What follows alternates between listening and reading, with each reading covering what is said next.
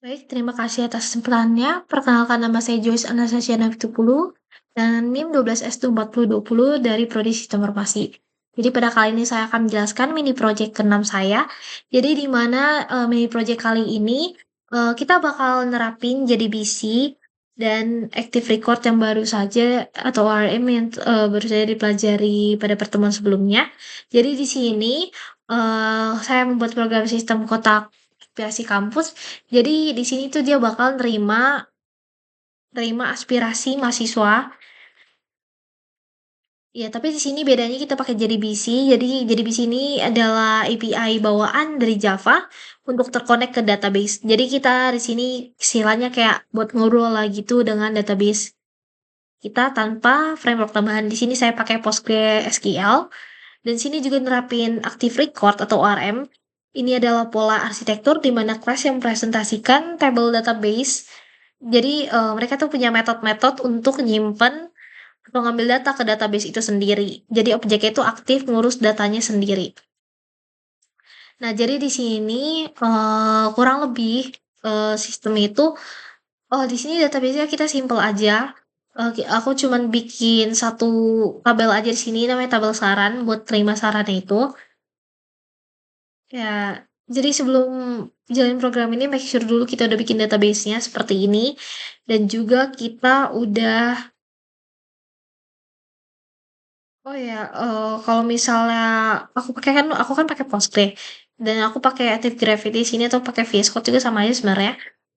Jadi sini kita harus nambahin reference library di sini. Dan library-nya di sini aku download dulu dari official website-nya si Postgre itu. Di sini ya file.jar-nya. Sini aku pakai yang Java 8 karena di sini aku pakai newer version ya Java 8 or newer version. Kalau nggak salah aku pakai yang versi 21 atau 23 aku lupa. Ya, jadi di sini konsepnya itu nanti kita bakal suruh milih. Jadi pilihan itu menunya ada 3, di mana menu pertama itu kirim saran, yang kedua itu lihat daftar sarannya, dan 3 itu bisa keluar dari program jadi program artinya dalam artian berhenti.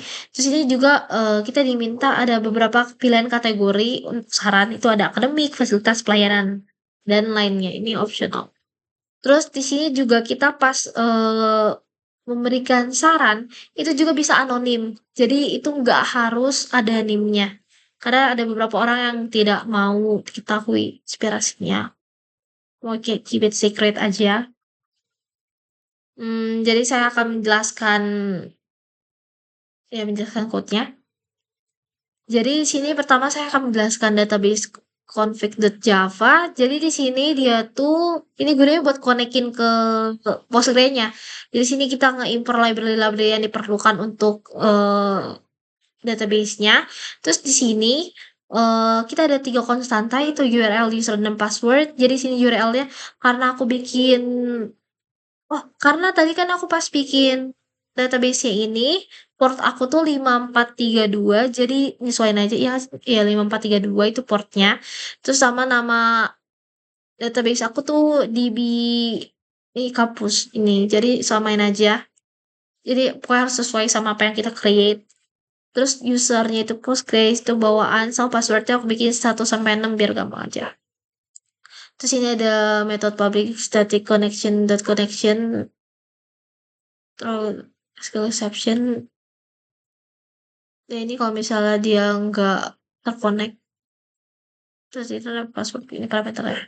Terus ini aku akan jelasin saran.java dulu modelnya. Jadi kita di sini modelnya pakai satu aja, simple aja. Jadi sini aku juga nge-import ini karena kita mau connect ke database, jadi otomatis kita harus juga nge-import model yang tadi udah kita bikin itu. Terus ini library yang dipakai yang digunakan untuk konekkan ke database. Nah, sini kita tetap pakai konsep encapsulation di mana dia dibungkus ini makanya pakai private. Jadi dalam itu ada ID, kategori, isi saran, dan NIM pengirim. Nah, di sini ada seperti biasa ada construction-nya juga, konstruktor. Ya, konstruktor. Terus ada metode getter setter juga di sini. Nah, Di sini kita nerapin ORM yang tadinya Active Record itu buat nyimpen data ke database. Nah, di sini kita pakai string insert into saran. Nah, di sini nih kita buat masukin sarannya gitu. Jadi dia bakal nge-execute query ini dan di mana dia nanti bakal masuk ke database. Terus ini kita pakai try with resource juga untuk otomatis menutup connection dan pakai prepare statement juga. Terus nah, ini kan tadi kayak yang aku bilang, kita kan bisa pakai opsi name-nya itu kosong kan. Nah, ini buat nanganin jika name-nya kosong. Jadi dia bakal ngirim jadi Rooney bakal ngirim null lah ke database itu. Jadi kalau misalnya kita kosongin, dia bakal nulis null, auto null gitu. Terus kalau misalnya kayak udah execute udah terupdate nih pakai pstmt.execute update, dia bakal ngasih tahu sistemnya bakal ngasih tahu ke user itu sarannya berhasil tampil. Tapi kalau misalnya gagal, dia pakai catch nih. Kita pakai try catch. Sebelumnya juga kita udah pakai try catch. Dan ini dia bakal bilang gagal nyimpen saran. Nah, sini kita juga pakai active record method buat ngambil semua data dari database. Ini yang tadi kan ada juga menu pilihan yang tampilkan semua saran. Nah, inilah dia. Jadi kalau misal kita masuk ke menu tampilkan semua saran, jadi dia tuh bakal nge-execute query ini. Jadi semua yang tabel itu ditunjukin. Nah, seperti yang tadi juga yang di atas kita pakai try with resource untuk otomatis nutup connectionnya statement result ini supaya nggak ada data leak. Eh, nah, terus dia bakal nge-print out daftar sarannya itu. If kebolehan ada data false ini kalau misalnya nggak ada. Well, kalau misalnya true, dia bakal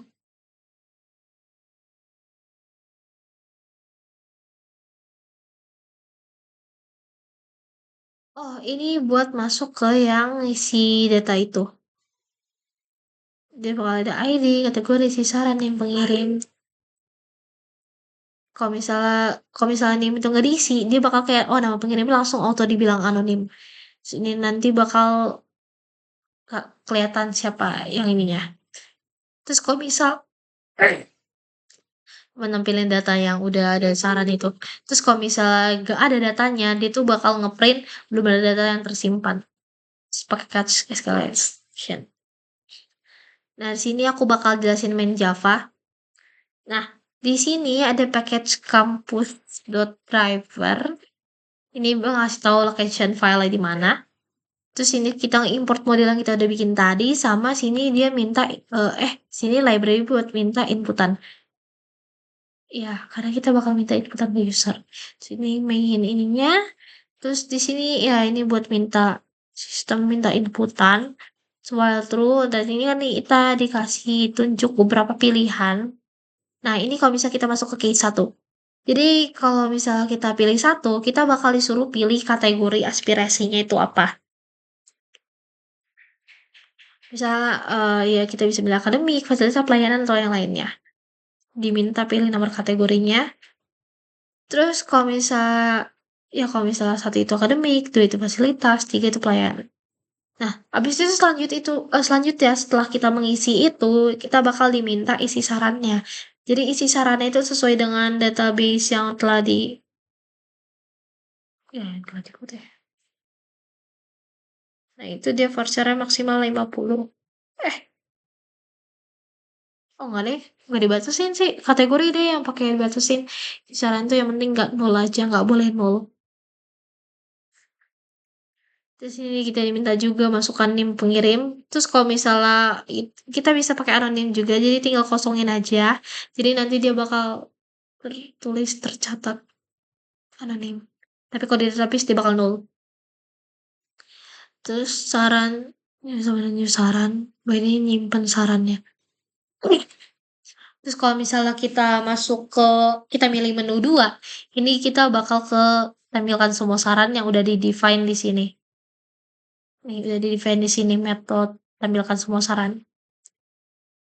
Terus di sini kalau misalnya kita milih case ketiga, dia itu bakal programnya bakal berhenti dan dia ngasih kayak terima kasih telah menggunakan sistem kotak aspirasi kampus ini. Terus kalau misalnya kita pilih selain 1, 2, 3 tadi, dia bakal bilang kayak pilih tidak valid, coba lagi sekarang close.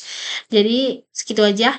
Oh, oke. Jadi sekarang di sini aku bakal nyoba buat ngeran. Ya, buat ngeran.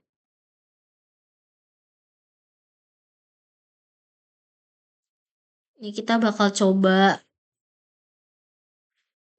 jalanin, kita ngikutin input output sini. Jadi contohnya sini aku pengen pilih menu satu, aku mau kirim saran baru.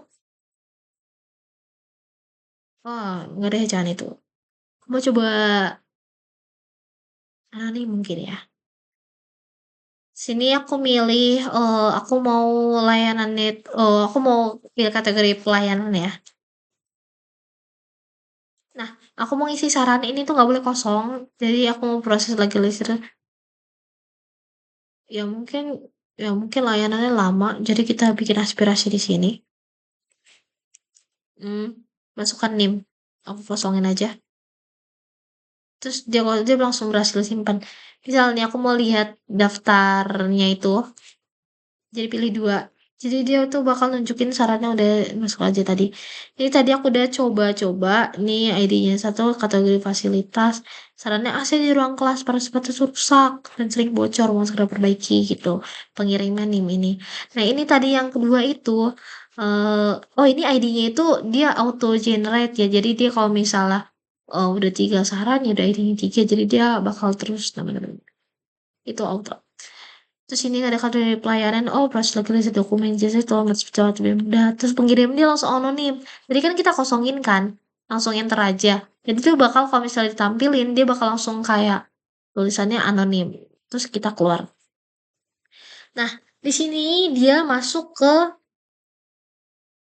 ya dia masuk ke database-nya. Jadi kita bisa ngecek di sini. Jadi gimana cara kita ngeceknya? Jadi kita langsung jalanin query-nya aja. Mana query-nya? Oh, nih ini aku udah bikin DB kampus. Nah, di sini di tabel saran, aku cuma bikin satu saran doang tadi. Nah, kita langsung select start from ya ini semuanya. Langsung kita jalin aja. Nah, ini dia udah masuk nih. Udah masuk, ini ID-nya di auto ya. Oh, ini PK, berarti dia ini primary key-nya. Terus ini fasilitas lain, no, proses lagi isi dokumen jasa oh, lebih cepat dan dipermudah gitu kan. Nah, ini nih pengirimnya tadi kan kosong, jadi dia auto dikasih nol. Misalnya kita mau nambahin lagi nih ya. Kita mau nambahin lagi.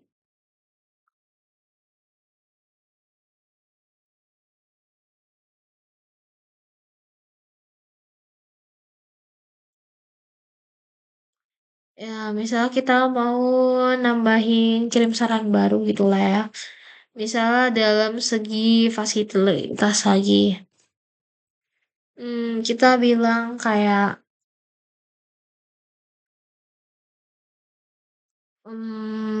oh, Idea Hub di GD berapa?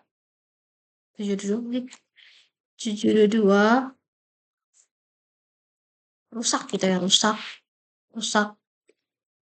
Nih aku mau misalnya NIM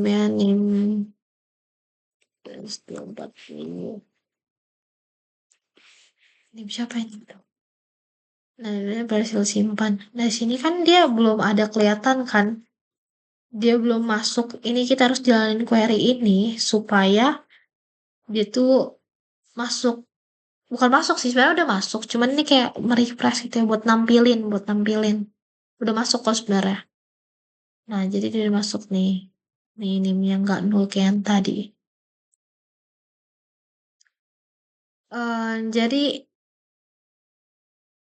Jadi sekian dari saya. Sebenarnya aku kayak untuk kesulitannya di sini sebenarnya nggak begitu sulit karena ini benar-benar pure nge-implement cuman JDBC-nya dan Active Record-nya aja atau ARM-nya. Nggak begitu sulit karena sebenarnya menurutku lebih sulit nge-implementasin nested struct ya. Nested class itu yang kemarin sama yang generics kemarin itu karena menurut aku masih agak riuh banget. Untuk database-nya kalau misalnya database-nya cuma yang simple kayak gini, oke sih karena sebelumnya kita udah belajar basis data di semester 2 ya. Semester 2 dan sebenarnya waktu itu pakainya SSMS sih. Cuman di sini aku pengen coba pakai Postgre. Sebenarnya pakai Postgre ini agak ribet yang kelihatannya tampilannya kayak riuh, tapi ternyata lumayan mudah. Dan ya,